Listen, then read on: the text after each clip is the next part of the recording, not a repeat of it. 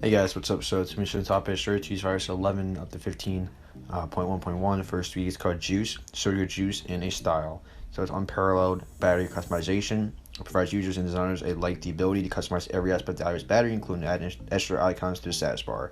It's a fully fledged editor with a massive amount of options, creating almost infinity possibilities that aims with no limitations on the designer. So, known issues and some screenshots of it. Sports Virus 15 point at look sport. I know like you're saying, do you test this out? If it says it supports it, why would I test it out? I will be actually going over top tweets videos, like a couple of them, and actually like showing you what they do, like installed. But for right now, I have a lot of tweets to cover, so this is the best way to do it. Next tweet is called Notchless and blacks out the back of the status bar to hide the notch.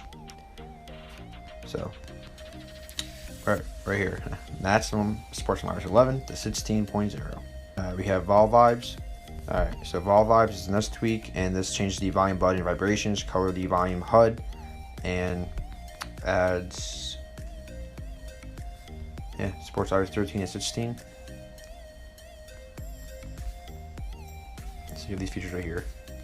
So we have this called YT hold for your speed, so it's YouTube hold for speed. Sports Virus 13 to 16.2, which was updated on January 4th, 2023. So it was updated as the biggest video 2 days ago.